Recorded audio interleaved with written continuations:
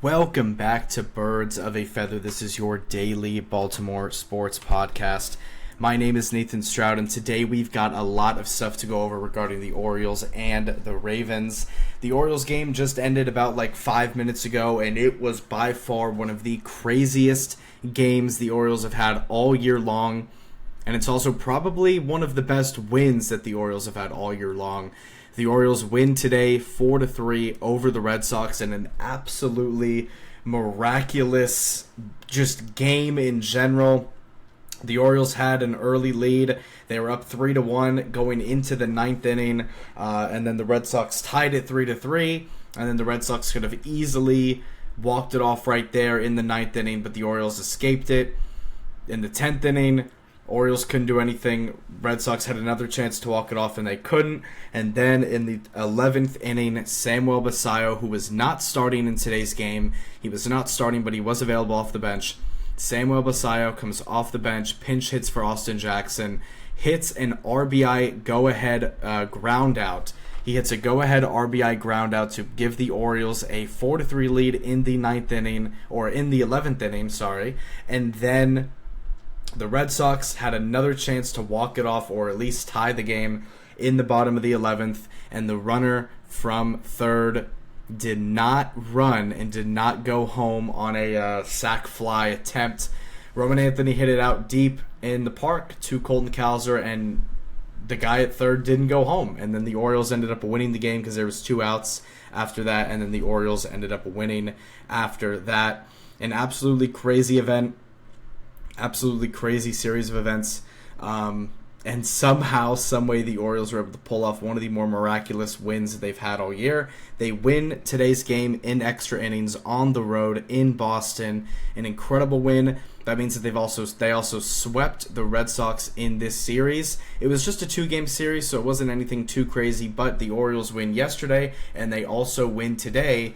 And that also means that the Orioles have won every game that Samuel Basallo has appeared in, because it was looking like the Orioles were going to lose today's game in extra innings, and then Basallo comes out, gets the go-ahead run because of an RBI ground out. It does enough to get, there was a pitch 7 inches below the strike zone, and he was able to keep it in play for an RBI ground out. Just incredible stuff from him. He's the youngest player in baseball, and he just continues to produce now over his really 3 games that he's appeared in. 5 RBIs in 3 games that he's appeared in. Really 2 starts and 1 extra at-bat.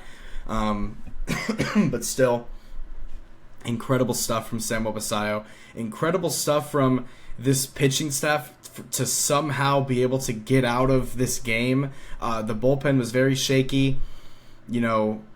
Cade Stroud came in and he, got the bases loaded in the bottom of the or in extra innings. Cade Stroud came in, it was looking bad in the 8th inning, and the Orioles were able to get out of it. Just a bunch of just miraculous bullpen things happened today, and there was a lot of people that got on base in extra innings, and even in the 8th and 9th inning, there was a lot of people that were on base for the Red Sox, but they just could not, completely close the door shut in this game, and the Orioles were able to pull off a win.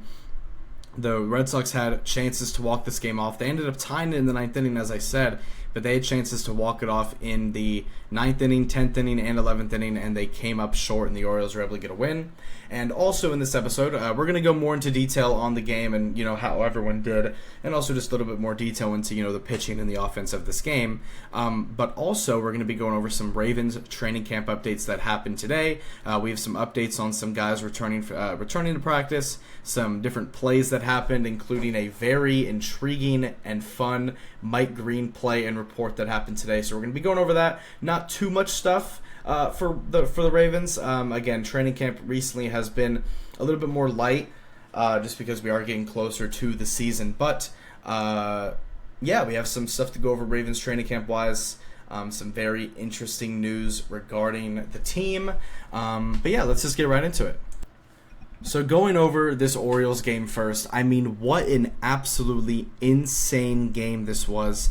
The Orioles win 4-3 over the Red Sox. And going over this offense, we're just going to kick it off. This offense had 6 total hits, scored 4 runs on those 6 hits. They also had an error, which is where the first run came in the 3rd inning. Tomoyuki Sagano ended up having a disengagement violation, which ended up bringing the runner from 3rd automatically home. But the runner at 3rd was on there from an error, so it technically wasn't charged as an earned run, so it didn't affect his ERA. And we'll go over that more in a second, how Tomoyuki Sagano did. But the Orioles, 6 hits, 4 runs. Overall, they were 2 for 13 with runners in scoring position, but the Red Sox were 0 for 13 with runners in scoring position. So even though the Orioles didn't do great with runners in scoring position, they did better than the Red Sox, and it was barely enough to go out there and get the win and get the sweep over the Red Sox in this game. And we will be seeing the Red Sox very soon. We do have a homestand coming up where I think it's at home in this next series, but we play the Astros Thursday, Friday, Saturday, Sunday in this weekend series, and then we play the Red Sox again right after that. So we have a lot of games against, obviously the Red Sox are in division, so we're going to play them a lot, but we're also playing the Astros quite a bit as well this year. So we're going to be playing the Astros this weekend. We have a day off tomorrow, and after today's game, I think everybody needs a day off tomorrow just to kind of recoup and recalibrate and chill out before we go back home to Baltimore, where we'll see Basayo and Beavers make their home debuts, which should be very, very exciting this Thursday. But going over this game, again, the Orioles win 4-3. The Orioles record is now 59-67 on the season. They are now only 8 games below 500. And, for the most part, they were sitting in like that 12-13 range, but they have cut it down to an 8-game deficit below 500. And again, I've said below 500 probably a million times on this show, just because they've been, ever since within the first 2 weeks of the season, they were, already games below 500. But here we are, 8 games below 500 now. They're slowly but surely, getting this record a little bit, straighter and a little bit better. But we'll see what happens by the end of the year. Again, playoffs are really not in the picture for me. I think we have a 0.1% chance on Fangraphs to make it, but we'll see. Who knows what's going to happen? Maybe we'll go on a 20-game winning streak. Who knows? But all I know is that the Orioles have won 3 games, and they've also won 4 of their last 5 games, and they've won 3 in a row. So that's very interesting. That's very fun. But going over to the hitters in this game, Jackson Holliday was leading off. He went 1 for 4 with a run scored and a walk. Luis Vazquez ended up getting the start at 3rd today because Jordan Westburg was still out due to ankle discomfort. They said that he's sore today, but there is hope. They are hopeful that he won't have to go on the IL. I think they said they'll learn more about it on Thursday or tomorrow. But Jordan Westburg, it looks like the injury is not too serious, and even if he goes on IL, it won't be for the rest of the year. But hopefully Jordan Westburg will be back soon. Hopefully he won't have to go on IL, and hopefully maybe he'll be back sometimes this weekend for this homestand series against the Astros. So hopefully that can happen. Again, don't want to see Jordan Westburg get hurt at all. He's one of the key parts of this team. And he's just dealt with injury throughout his career as well, so it really sucks to see that. But hopefully he is good to go. They are hopeful that it is, not anything too serious, so that's good news. But Luis Vazquez in this game goes 0 for 5, but he did score a run and he had a walk. Gunnar Henderson in this game went 1 for 4 with a walk. And there was also no Orioles in this game there was no Orioles in this game that had multiple hits. There was no Orioles in this game that had multiple hits. It was 6 different hits from 6 different players. Again, Gunnar Henderson 1 for 4 with a walk. Ryan Mountcastle went 1 for 5 with a RBI and a run. Colton Cowser went 1 for 3 with an RBI. Kobe Mayo went 1 for 5 with 3 strikeouts. Dylan Beavers in this game, he didn't get a hit, which is now the first game where he hasn't gotten a hit, but he went 0 for 3 with a walk. So he did get on base in this game. He did get pinch hit for by Jeremiah Jackson, who ended up scoring a run. But Dylan Beavers did get on base with a walk, so it wasn't obviously the worst game ever. This is only Dylan Beavers' 4th game. He had a hit in his first 3 today. He didn't get a hit, but he did get a walk, so that still is a plate appearance for Dylan Beavers, so shout out to him. Jeremiah Jackson comes in. He doesn't get a hit, but he does score a run. Dylan Carlson goes 1 for 4 with a walk, and then Austin Jackson was 0 for 4 in this game before Samuel Basallo came in and ended up going 0 for 1 with an RBI. So the average went down, but he did hit the go-ahead RBI. Well, not hit the go-ahead RBI. He drove in the go-ahead RBI due to an RBI groundout. So you'll take that all day. It ended up putting the Orioles ahead, and they eventually ended up getting the win. So Samuel Basallo, once again, even if it's not even registered as a base hit, it still counts as an RBI. It ended up being the most clutch RBI scored of the game for the Orioles, and it ended up getting them the win thanks to some miraculous moments from this bullpen. But Basallo did not start today. I think that they'll learn to maybe not do that again. I think he obviously is going to be back this weekend. I expect him to probably play all 4 games this weekend. We'll see.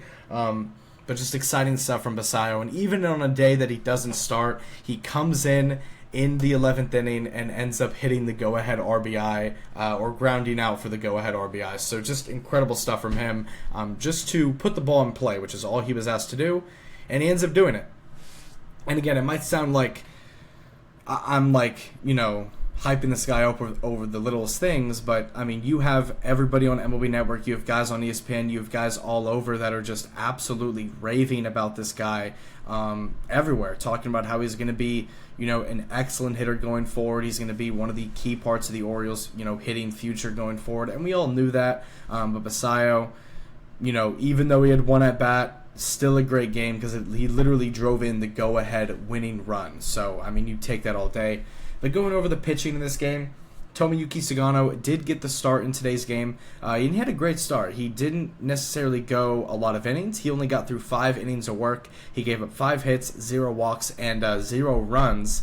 There is a run registered, but it wasn't earned, so it doesn't affect his ERA. So technically, he didn't give up a run. It was because of a disengagement violation. It was a very weird moment in the game where the Red Sox took the lead, or when they took the lead early. So it wasn't technically Tomoyuki Sugano's run. So again, 5 innings, 5 hits, 1 run that wasn't his, so it wasn't earned, whatever. But 0 walks and 3 strikeouts. His ERA does go below a 4 for the first time in a while. It's at a 3.97 now, an 85 pitch count across 5 innings. He did get worked a little bit in this game, but he still didn't give up an earned run in this game across 5 innings. So shout out to Tomoyuki Sugano.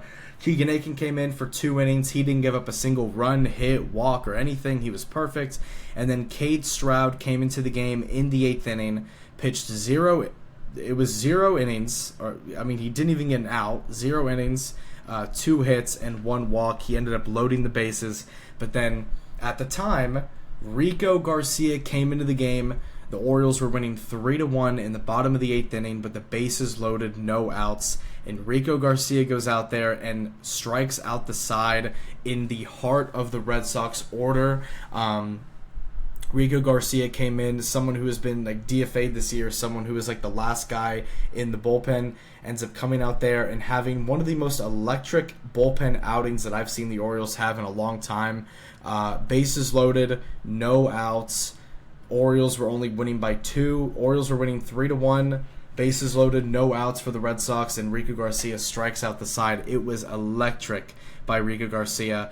And then, in the bottom of the 9th inning, that all just got thrown out the window because Geraldo gave up a 2-run game-tying home run to Nathaniel Lowe, which ended up tying the game in just 6 pitches, by the way.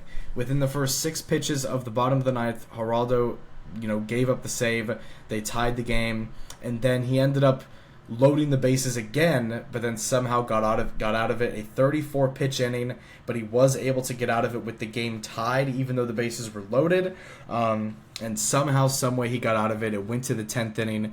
Yennier Cano came in, gave up a walk, but still ended up getting out of it because of a double play. And then Corbin Martin came in and was perfect in that 11th inning, ended up getting the save, his second save of his career.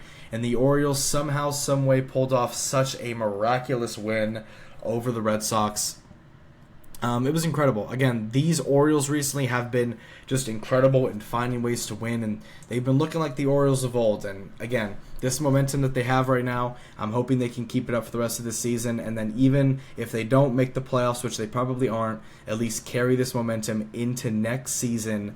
And then with obviously playoffs on our minds going into next year, because I do expect the Orioles to pretty much make the playoffs next year. I would really like to see it. I do think that is very possible. I think that it's extremely possible for the Orioles to make the playoffs. I think that they could be division, I think that they can also compete for the division next year as well, depending on what they do in free agency. But I think the Orioles can go right back to where they were just last year and 2 years ago, being the contenders that they are. Because they have the offense to do it. They just got to surround those guys with the right winning tools.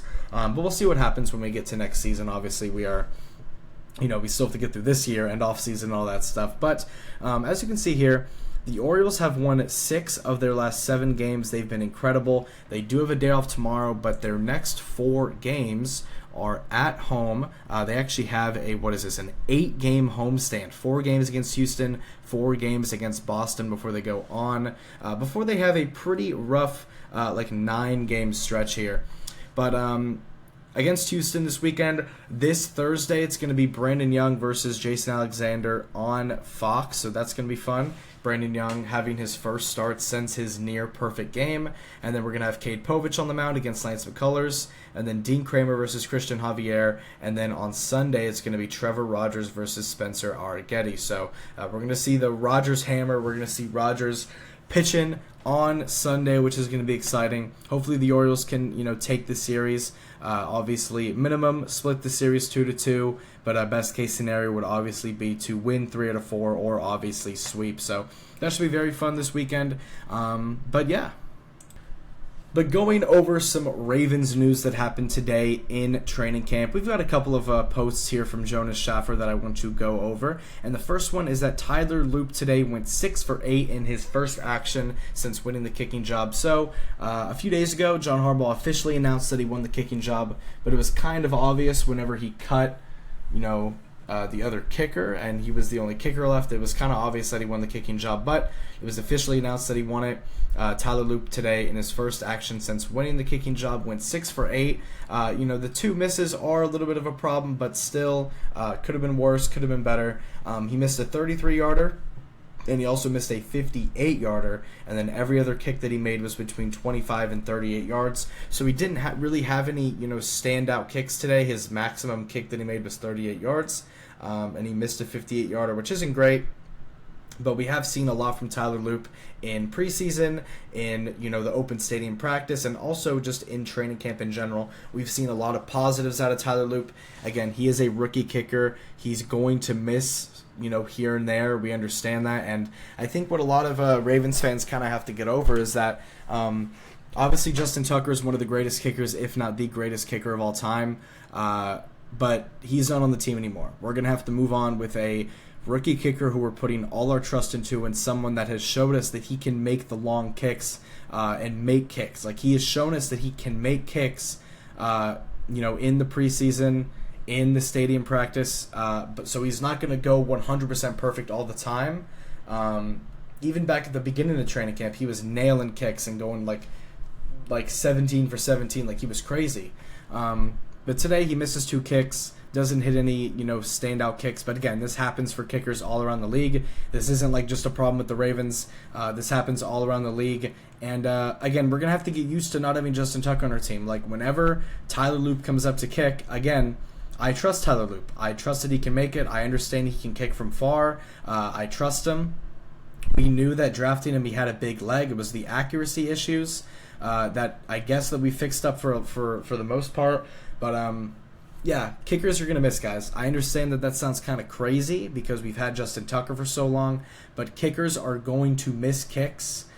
Just hopefully he doesn't miss in a clutch, very clutch scenario in game action this season. Like, I'm not expecting Tyler Loop to make every single kick this year.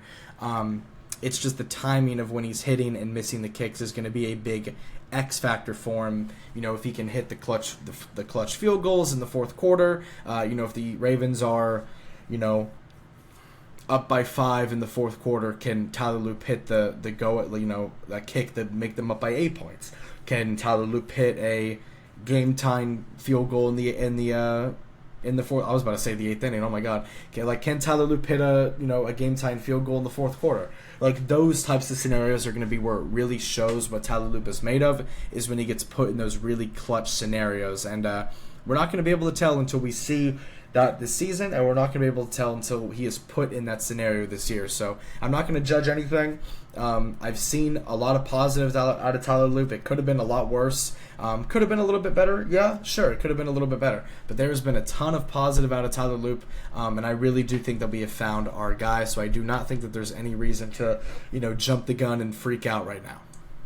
The next thing that I want to go over is actually about Dennis Johnson, who's the Ravens D-line coach today. In post-training camp media, he was on the presser today, and he was talking about Travis Jones, who is the younger defensive tackle for the Ravens. He's somebody who has been solid over the past couple of years, somebody who hasn't really made necessarily a huge impact, but he's been an okay player who's had his moments. But Ravens defensive line coach Dennis Johnson said that he expects Travis Jones to be the best player on the field whenever he's out there. And it says high expectations given the all-pro talent on defense. Obviously, you have guys like Roquan Smith. You've got Kyle Hamilton, Kyle Van Noy, Adafe Owe, Malachi Starks, Mike Green. You have so much incredible talent on the defense. And someone like Travis, and Namande Matabike as well. I'm so sorry.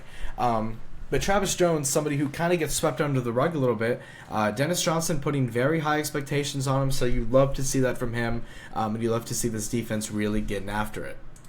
The next thing that I want to go over is that John Harbaugh today pretty much confirmed the starting 5 offensive linemen, which is going to be Ronnie Stanley, Andrew Voorhees, Tyler Linderbaum, Daniel Falele, and Roger Rosengarten. So Stanley and Rosengarten as the tackles, Voorhees and Falele as the guards, and then Linderbaum obviously at center. The ones that we knew guaranteed were going to happen was Stanley, Linderbaum, Rosengarten. We knew for a fact those guys were going to start. Andrew Voorhees is at a very strong training camp. He had a strong last season as well when he was in. But this training camp and this preseason, Andrew Voorhees has been playing great. Obviously, Andrew Voorhees was somebody who a couple of years ago could have been drafted a lot higher than when he was picked, but he did tear his ACL. The Ravens took a chance on him, let him rest up fully, and now he is a starter going into the 2025-2026 Ravens season, playing left guard. And then Daniel Falele playing right guard. Again, you can say what you want about him. He had a really bad first game of preseason.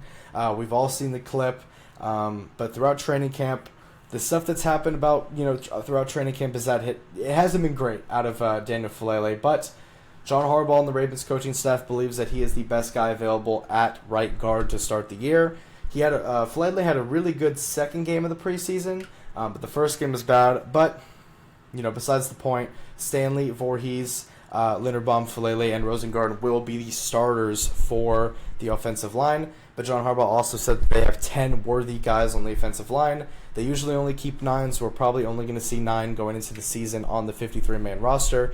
But the 5 that they've been running with the most, obviously, are Ronnie Stanley, Andrew Voorhees, Tyler Linderbaum, Daniel Falele, and Roger Rosengarten. So that is going to be the lineup, and we are ready to rock with that. The last thing that I want to go over regarding Ravens training camp today was a play from Mike Green where Mike Green just had a likely pick 6 after Cooper Rush threw him a rushed gift-wrapped pass in the flat intended for Malik Cunningham, who is lurking behind the rookie. So Cooper Rush threw pretty much a pick 6 to Mike Green. Mike Green continues to dominate the second team for the Ravens, and he's going to, hopefully dominate, once he ends up playing a majority of snaps actually for the Ravens throughout the year. Obviously, at the start of the year, I don't think it's going to be a crazy amount, but as the season goes on, I think he's going to continue to prove himself, and Mike Green, as the player on the football field, is going to continue to show us why he just might win. He's a possible Defensive Rookie of the Year candidate. I think he was like 5th in odds for Defensive Rookie of the Year because they know how good Mike Green is as a player. Mike Green on the football field is absolutely incredible. Again, one of the biggest steals of this draft. And again, Mike Green has been dominating throughout all of training camp. But today he had a pick 6 on Cooper Rush and the second team. But thank you guys so much for tuning into and listening to this episode of Birds of a Feather. If you like this content, make sure to subscribe on YouTube and follow up on Spotify. And also make sure to like the video as well on YouTube. And also make sure to follow the Twitter and the Instagram. I post live game updates on every single thing Ravens and Orioles related on Twitter. All the live reactions to news, games, updates, anything going on. I always live react there. And then on Instagram, I always post whenever an episode releases, so you can follow when that happens. So again, thank you guys for all the support. There is going to be a lot of changes coming here soon to the production of the show, the visuals, all that type of stuff coming very soon. I'm working very hard behind the scenes to make sure that this show is as good as possible, and I appreciate you guys for sticking with me. I appreciate you guys for sticking with me and watching the show and continuing to support. It really does mean the world, man. I've really dreamed of making a show like this. I've dreamed of being able to talk about my two favorite sports teams in the world, and I'm having the time of my life doing it. So again, I appreciate you guys so much. Orioles baseball recently has been incredible. Orioles have won 6 out of the last 7 games, and Ravens season is right around the corner. So there is plenty of stuff to go over now and moving forward regarding Baltimore sports. I appreciate you guys so much. My name is Nathan Stroud, and I'll see you guys on Thursday. I'll be here on Thursday for the Orioles and Astros game 1 of that series, and then obviously tomorrow, if there's anything Ravens related or Orioles related going on, we'll talk about it, but I'll most likely see you guys on Thursday, so I'll see you guys later. You have a great sales day. Go O's, go Ravens, and I'll see y'all later. Peace out.